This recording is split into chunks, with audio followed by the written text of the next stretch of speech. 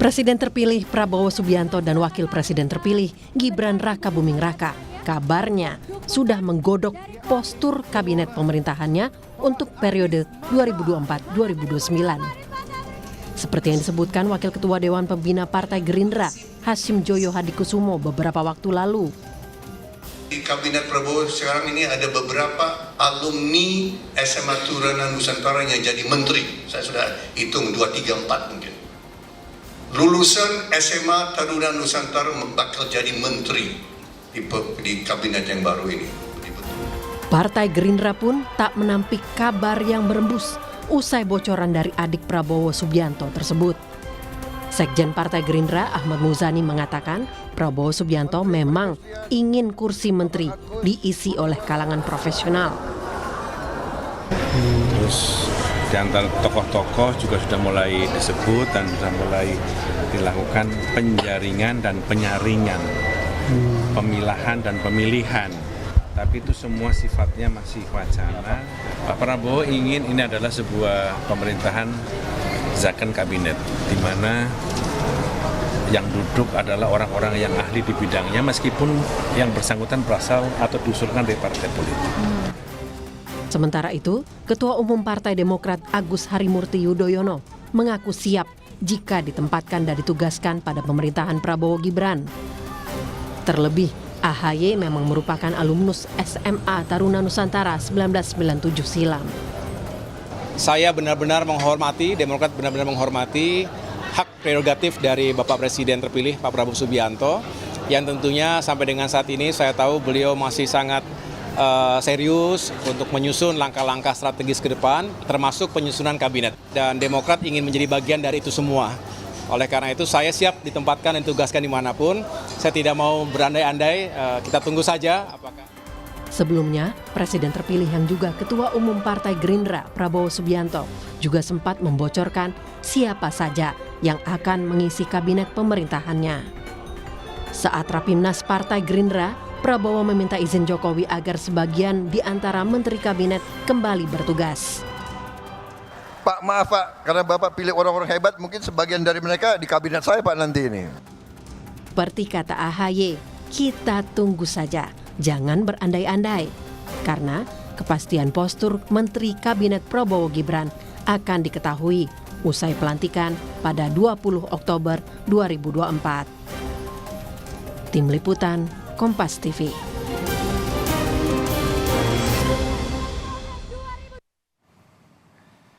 Jelang pelantikan Presiden dan Wakil Presiden terpilih, bocoran sosok menteri-menteri yang akan mengisi kabinet pemerintahan Prabowo Gibran sudah santer terdengar. Orang terdekat Prabowo Subianto menyebut kemungkinan ada 4 menteri dari lulusan Taruna Nusantara. Selain itu, siapa lagi dan apa saja kriteria menteri yang layak masuk dari kabinet pemerintahan Jokowi saat ini akan kita bahas pagi hari ini bersama juru bicara Prabowo Subianto, Daniel Anzar Simanjuntak, serta Direktur Eksekutif Indikator Politik Indonesia Burhanuddin Muhtadi. Selamat pagi Bapak-Bapak. Ya, selamat pagi. Ya, seperti masih di mute Mas Burhan dan Bang Daniel. Oke. Oh, iya Bang Daniel sepertinya ada kendala teknis dulu, saya ke Mas Burhan dulu. Ini kalau menilik pernyataan kabinet zakon, katanya kabinet zakon itu yang berbasis keahlian dan kompetensi lah kira-kira seperti itu. Kalau lihat orang-orangnya yang ada di kabinet Presiden Joko Widodo, ada yang bisa diambil nggak kira-kira Mas Burhan? Pertama begini, istilah kabinet zakon itu kan merujuk pada satu episode pemerintahan Soekarno, dan itu pun kalau kita merujuk pada pengalaman historis, itu zakon kabinet hanya berlangsung selama setahun. Jadi itu istilah yang secara ideal penting bagi seorang presiden untuk mewujudkan kabinet berdasarkan kompetensi dan keahlian, tetapi secara politik tidak ideal karena tadi masa berlangsungnya cuma setahun. Dan kemudian menimbulkan komplikasi terkait dengan stabilitas pemerintahan. Nah, poin saya begini, dalam politik itu tidak ada sesuatu hal yang ideal itu bisa sekaligus diwujudkan. Jadi ada kompromi-kompromi dengan realitas politik.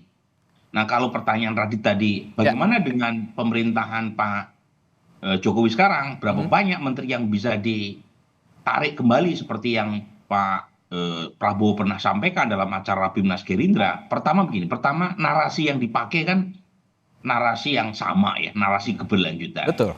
Tetapi apakah serta-merta semua yang dilakukan oleh Pak Jokowi akan dilanjutkan oleh Pak Prabowo? Tentu saja tidak. Ada perbaikan di sana-sini, mungkin ada continuity and change. Ya. Tetapi, dan Pak Prabowo juga mungkin punya semacam prioritas yang berbeda dengan Pak Jokowi dalam beberapa hal. Dalam urusan misalnya luar negeri, jelas Pak Prabowo lebih punya concern ketimbang Pak Jokowi.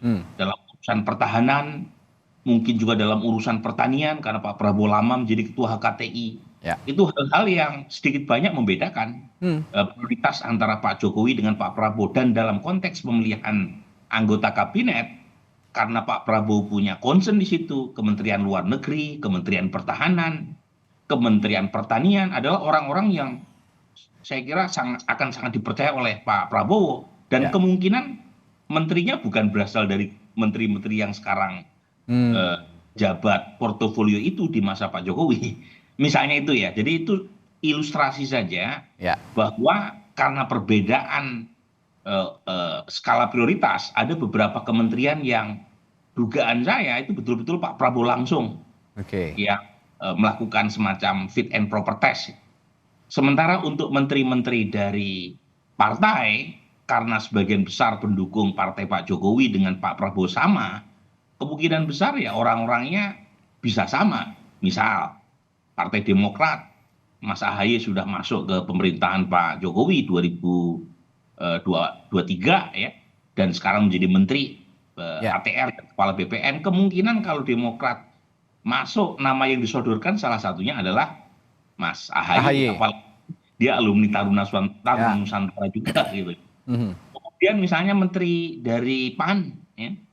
Kalau misalnya PAN masuk dan kemungkinan besar jelas masuk, nama yang akan dipilih ya salah satunya adalah Ketua Umum PAN, Zulkifli Hasan. Dan kebetulan kalau berasal dari partai politik dan dua-duanya punya kontribusi buat Pak Prabowo maupun Pak Jokowi dalam soal governability maupun pemenangan, nama-nama menteri yang disodorkan kurang lebih mirip ya dengan apa yang sekarang Pak Jokowi punya dari jajaran kementerian yang berasal dari partai politik. Yang dari kalangan profesional, jelas itu dugaan saya ya Pak Prabowo langsung yang kalau menteri dari partai politik kan tawaran datang dari partai, belum ada yang memutuskan Pak Prabowo. Dan kalau menteri-menterinya berasal dari skuad partai politik pendukung Pak Jokowi, dan kebetulan juga sama menjadi inti dari pendukung Pak Prabowo, orang-orangnya kemungkinan besar sama. Gitu. Bung Daniel, kalau melihat misi Pak Prabowo pada saat kampanye itu kan mengusung misi keberlanjutan begitu ya, yang juga selalu membawa nama Pak Jokowi dengan misi keberlanjutannya. Tapi kalau saya lihat tadi juga Mas Burhan sudah menekankan meskipun misi keberlanjutan itu diusung, tapi sepertinya ada upaya yang berbeda untuk menerapkan kabinetnya nanti untuk Pak Prabowo ini. Apakah juga nanti pada saat penetapan kabinet, meskipun dikatakan tadi ada zakon kabinet, ada lulusan Taruna Nusantara, artinya Pak Prabowo ini nggak mau plek-ketiplek gitu ya, nerima apapun yang dilanjutkan dari pemerintahan sebelumnya begitu, Bung Daniel? Iya, kalimat yang sering digunakan Pak Prabowo itu kan sebenarnya bukan hanya keberlanjutan, tapi ada keberlanjutan, perbaikan, dan penyempurnaan. Jadi Pak Prabowo seringkali menggunakan tiga istilah ini. Keberlanjutan itu sebagai bagian dari upaya Pak Prabowo melakukan istilah saya itu akumulatif advantage. Artinya kebaikan-kebaikan, kemajuan-kemajuan yang sudah dilakukan oleh Pak Jokowi sebagai presiden sebelumnya, kemajuan yang sudah dilakukan oleh Pak SBY, Bu Megawati, bahkan presiden-presiden sebelumnya itu diakumulasikan sebagai bagian dari kemajuan yang harus dilanjutkan. Nah, kemudian diperbaiki apabila ada yang belum sempurna, lalu kemudian disempurnakan. Nah, itu yang dimaksud oleh Pak Prabowo sebagai keberlanjutan, perbaikan dan penyempurnaan. Nah, dalam konteks itu tentu Pak Prabowo tadi saya sebutkan melakukan upaya akumulatif advantage.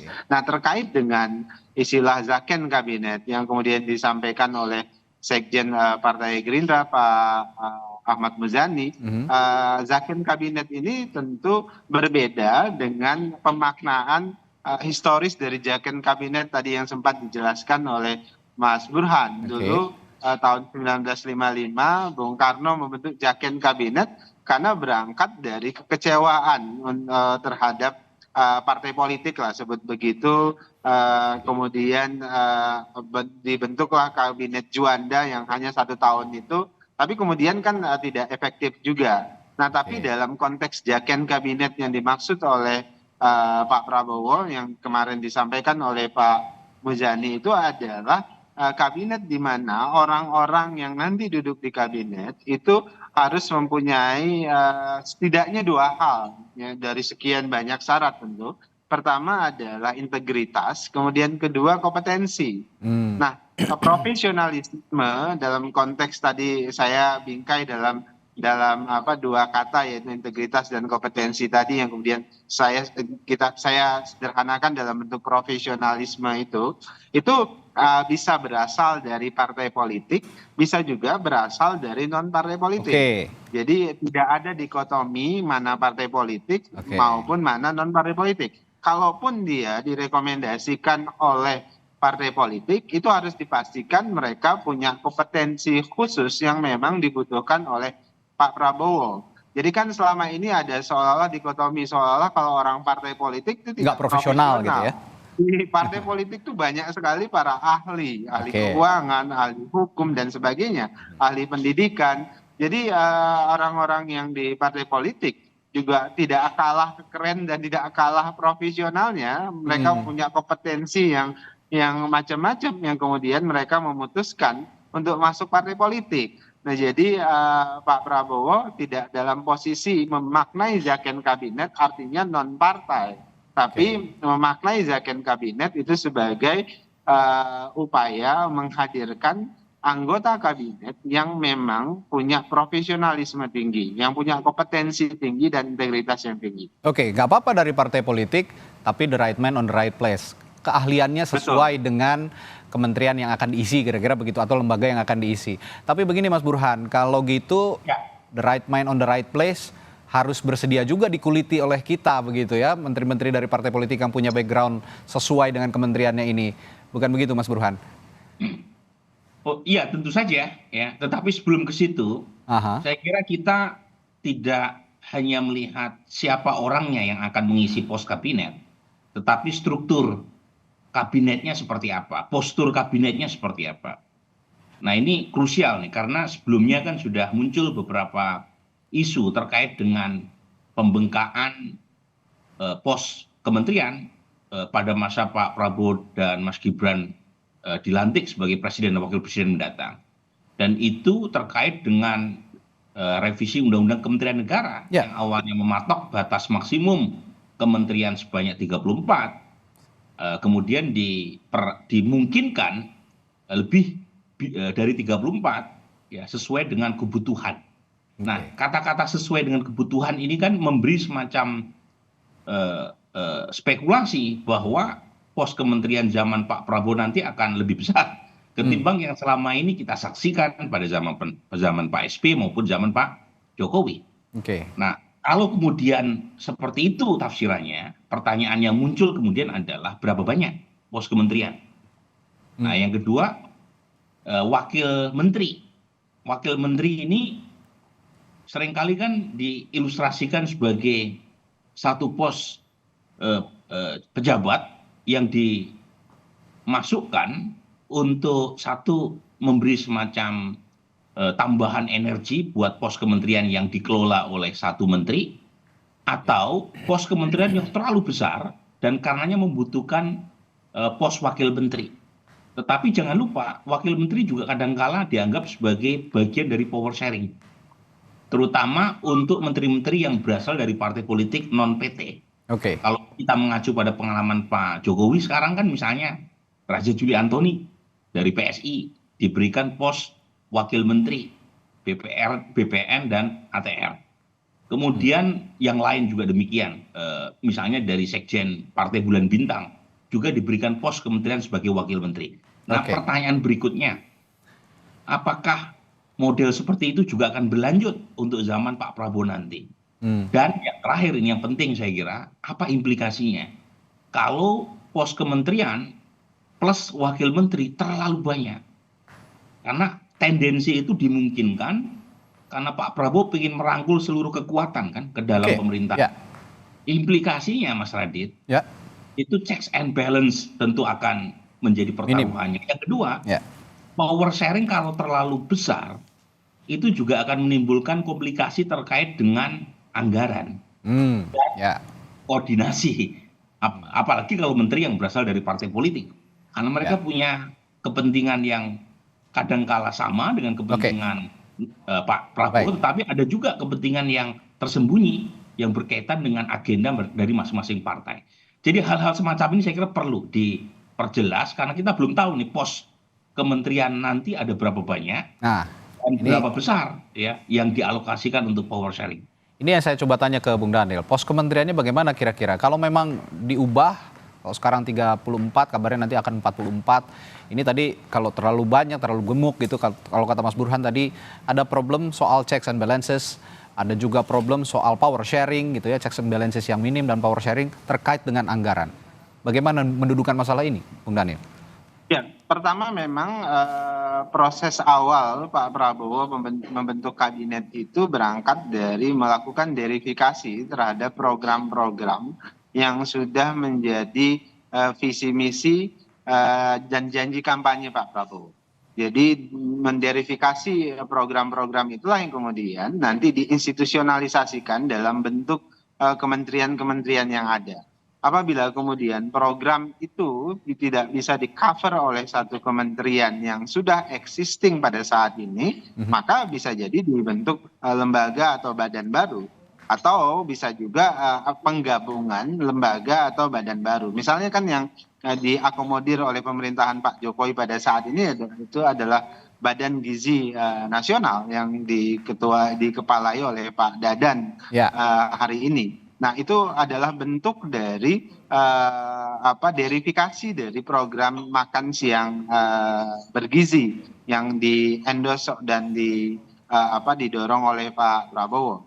Nah, dari verifikasi itulah tentu perspektifnya apakah ini nanti efisien, apakah ini efektif. Nah, itu kajiannya berangkat dari hal-hal tersebut. Kami sadar betul bahwasannya ada cost dalam tanda kutip yang harus diterima, ya ini maka akan muncul kegemukan birokrasi, kemudian ada potensi high expenditure yang juga punya dampak tentu pada potensi pengawasan yang bisa membuka pintu korupsi dan sebagainya. Nah, itu yang semuanya sedang diantisipasi oleh Pak Prabowo. Maka kalaupun ada penambahan jumlah badan atau jumlah kabinet, maka harus dipastikan dia efektif dan efisien berangkat dari verifikasi program yang ada. Dan Pak Prabowo sadar betul terkait dengan kritik, warning dari para pengamat seperti Mas Burhan sampaikan tadi. Kemudian yang kedua, dan ini penting menurut saya tadi disinyalemen oleh Mas Burhan, yaitu bagi Pak Prabowo ketika menunjuk anggota kabinet, salah satu variabel nilai yang penting itu adalah loyalitas.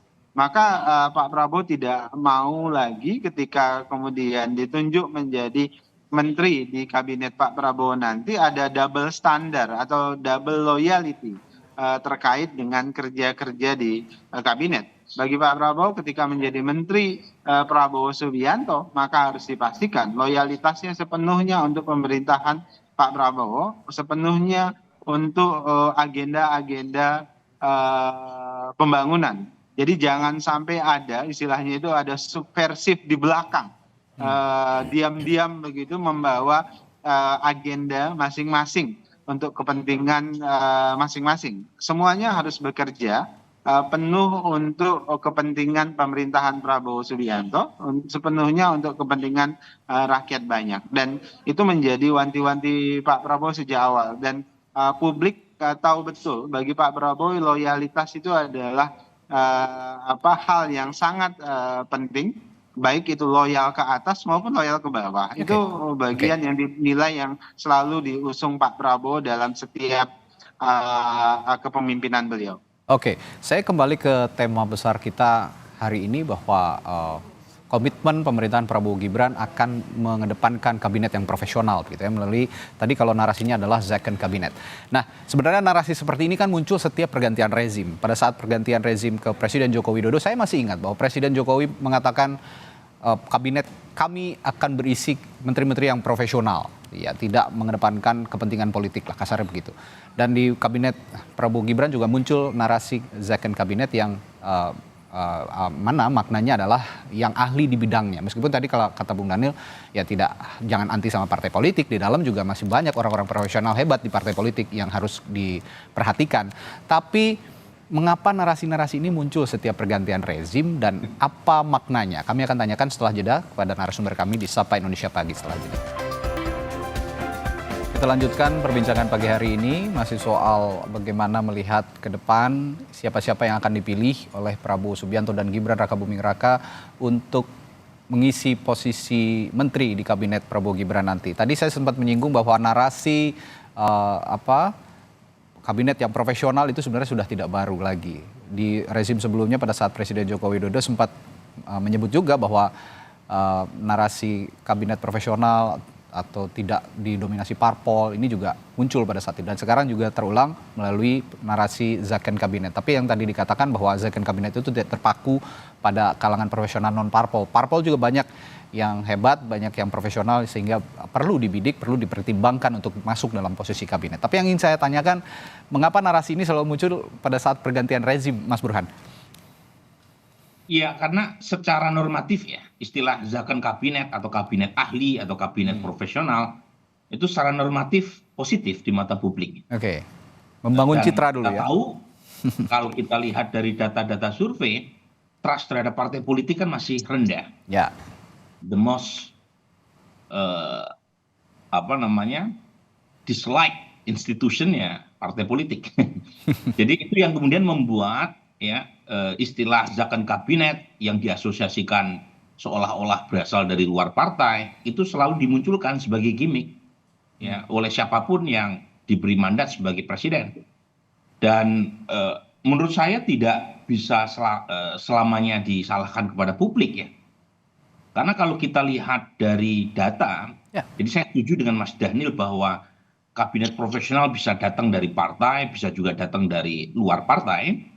Tetapi kalau kita lihat dari data, zaman Pak Jokowi ada 6 menteri yang tersangkut kasus korupsi, 6-6-nya dari partai politik.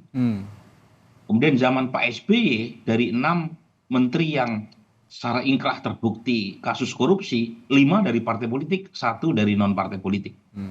Jadi dari sisi ini sebenarnya wajar kalau kemudian publik menyaksikan apakah menteri yang berasal dari partai politik itu bisa sepenuhnya loyal dan mengabdi kepada negara. Karena godaannya kan besar. Bukan menterinya yang menjadi representasi partai di kabinet, tetapi yang paling utama adalah sistemnya yang buat menteri tadi seperti berhutang budi kepada partai politik yang menyodorkan namanya. Hutang budi itu seolah-olah harus dibalas dengan patronase untuk menghidupi operasional partai politik yang mahal. Itu yang kemudian membuat mereka berada di tubir jurang. Dan beberapa di antaranya tersangkut kasus korupsi kan begitu. Nah ini mungkin dikontraskan dengan menteri non-partai yang dianggap tidak punya beban tambahan untuk berbaik budi kepada partai politik yang menyodorkan mereka. Dan ini yang mungkin menjelaskan mengapa menteri yang berasal dari kalangan non-partai itu sedikit sekali yang terkena kasus korupsi. Jadi poin saya, ini persepsi yang tidak bisa disalahkan sepenuhnya kepada publik. Dan saya percaya memang ada faktor institusi yang membuat menteri dari partai politik itu lebih rentan baik. tersangka kasus korupsi. Bagaimana Anda menjawab hal ini, Bung Daniel? Iya, ketika muncul istilah atau komitmen, saya sebutnya begitu, terkait dengan jaket kabinet, itu hal yang wajar ya, karena memang itu adalah harapan dan komitmen yang ingin dilakukan oleh setiap pemerintahan. Apalagi pada saat ini Pak Prabowo ingin memastikan agenda-agenda pembangunan 5 tahun ke depan itu akan jauh lebih baik sesuai dengan yang menjadi janji politik beliau. Itu pertama. Kemudian yang kedua, pendapat dan persepsi yang disampaikan oleh Mas Burhan tadi, kita sadari betul itu menjadi PR besar bagi anggota kabinet nanti yang akan ditunjuk oleh Pak Prabowo. Itulah kenapa Pak Prabowo memberikan wanti-wanti warning bahwasannya tidak boleh ada double loyalty atau istilahnya standar ganda terkait dengan kerja-kerja di pemerintahan, kerja-kerja di kabinet. Bahkan beberapa pihak menyebut istilahnya jangan sampai ada subversif di belakang presiden. Dalam konteksnya loyalitas tidak sepenuhnya dengan presiden atau dengan pemerintahan yang dipimpin oleh Presiden Pak Prabowo nanti, tapi ada loyalitas lain, ya misalnya ke ketua umum partai dan sebagainya. Nah, ketika masuk kabinet harus dipastikan semuanya bekerja untuk kepentingan pemerintahan Pak Prabowo, untuk kepentingan rakyat. Itu menjadi bagian penting untuk menghindari potensi-potensi tadi kasus korupsi dan sebagainya. Jadi sejak awal Pak Prabowo sudah memberikan peringatan, warning kepada anggota kabinet yang akan masuk di kabinet beliau. Itulah kenapa dua syarat ini, dua kriteria ini sering diulang, yaitu integritas dan kompetensi. Dan hampir di beberapa pidato-pidato belakangan Pak Prabowo selalu menyampaikan pentingnya perlawanan terhadap korupsi, kemudian belakangan juga Pak Prabowo menyebut perlawanan terhadap narkoba dan sebagainya. Oke, lalu bagaimana seorang Prabowo Subianto memastikan loyalitas itu tadi? Karena ditekankan berkali-kali oleh Bung Daniel, yang penting adalah loyalitas kepada bangsa dan negara, termasuk kepada Pak Prabowo Subianto untuk sama-sama membangun bangsa. Bagaimana Pak Prabowo memastikan loyalitas kepada kader-kader partai itu yang juga nanti akan masuk dalam kabinet? Nah, itu dia proses seleksi yang sedang dilakukan oleh Pak Prabowo. Track record seseorang itu akan terlihat apakah dia punya komitmen untuk tetap loyal kepada kepada satu orang atau dua orang dan sebagainya. Itu bisa dinilai dari track record-nya selama ini. Bagi mereka-mereka yang sudah kenal baik dengan Pak Prabowo dan bekerja sama dengan Pak Prabowo tentu paham betul bahwasannya nilai loyalitas, saya menggunakan istilah loyal ke atas dan loyal ke bawah, itu selalu menjadi salah satu nilai yang diusung Pak Prabowo. Maka ketika sudah bekerja bersama dengan Pak Prabowo, membantu Pak Prabowo, konsekuensinya loyalitas itu menjadi bagian yang paling penting. Istilah kami di lingkaran Pak Prabowo atau di Partai Gerindra, loyalitas itu poin pertama. Kalau loyalitas itu 0, maka dia menjadi pengali. Jadi Anda mau sepintar, secerdas, sehebat apapun, kalau kemudian loyalitasnya 0, maka dia akan jadi pengali dan artinya semuanya jadi 0. Oke, kalau begitu saya tambahkan memastikannya dengan faktor ketegasan pemimpin juga. Seorang Prabowo Subianto saya yakin akan tegas.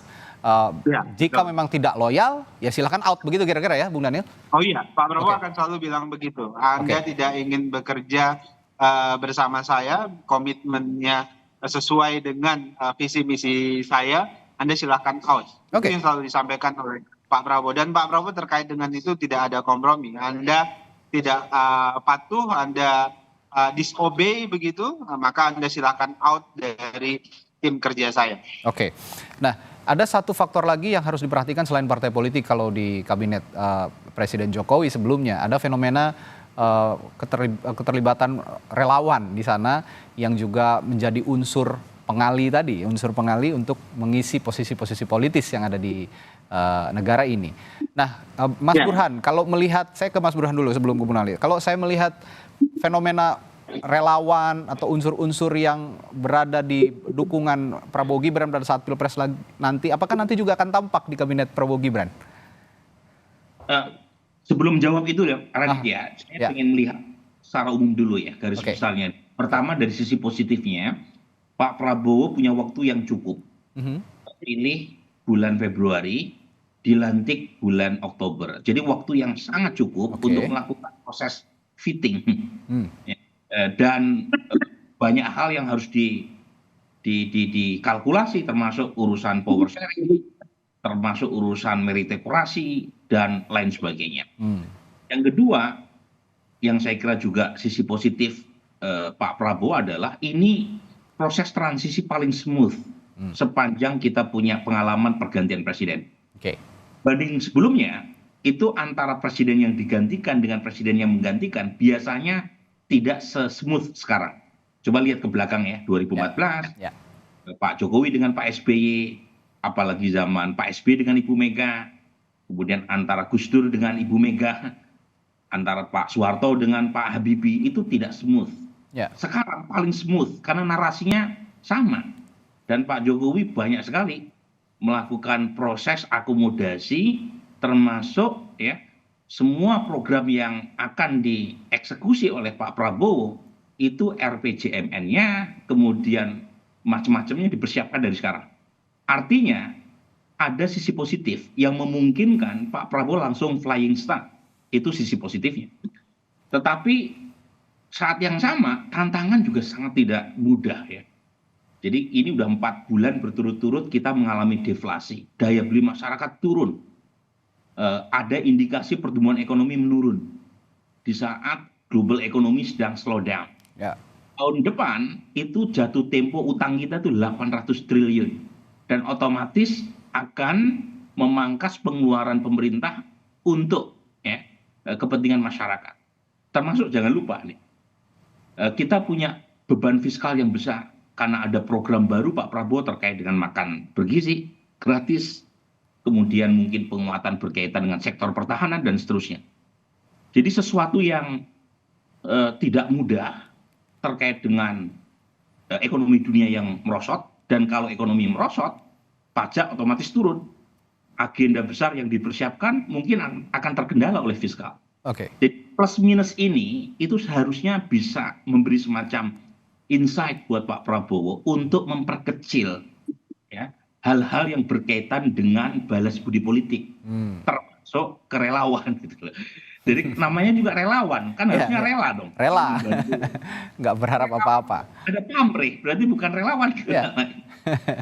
Nah, poin-poin begini tuh harus betul-betul dipikirkan, karena kalau terlalu banyak pos kementerian yang diberikan atas nama balas budi politik di saat kita menghadapi situasi yang tidak mudah, saya khawatir ke depan tidak akan begitu positif buat pemerintahan Pak Prabowo. Apalagi kalau misalnya kinerja dari menteri entah yang berasal dari profesional, non partai, atau yang dari partai politik, atau yang dari relawan, itu kinerjanya buruk. Itu yang kena dampaknya bukan mereka, yang kena dampaknya Pak Prabowo. Ya, betul. Sebelum kejadian lebih baik dipikir matang dulu, terutama pos-pos kementerian yang didasarkan pada faktor tadi, namanya balas budi politik. Terakhir ke Bung Daniel, kalau begitu, mengapa saya tanyakan relawan tadi? Karena kita juga mendengar, publik juga mendengar begitu bahwa akan ada penambahan kursi menteri di perubahan peraturan soal kabinet soal kementerian lembaga akan bertambah dari 34 katanya jadi 44. Saya konfirmasi dulu, benar begitu akan menjadi 44 kursi, Bung Daniel?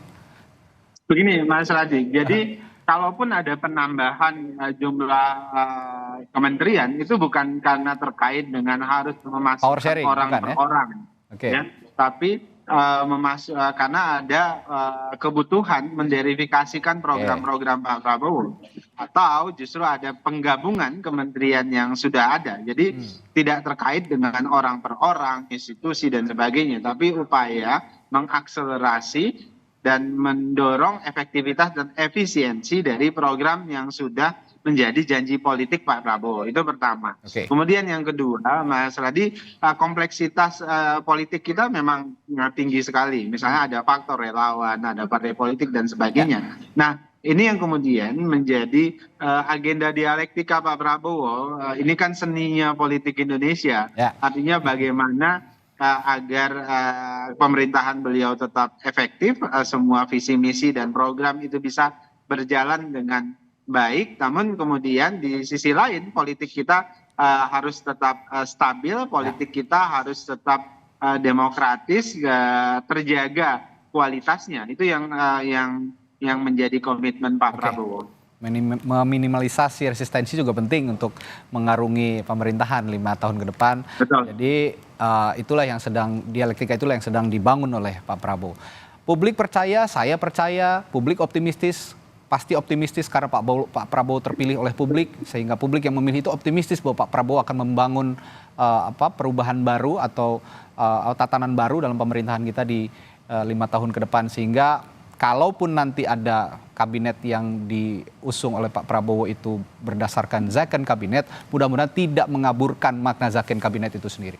Baik, terima kasih Bung Daniel Anzar Simanjuntak, juru bicara Presiden terpilih kita Prabowo Subianto, dan juga Burhanuddin Muhtadi telah bergabung dan berbagi perspektifnya pagi hari ini. Terima kasih Bapak-Bapak, sehat selalu. Terima kasih.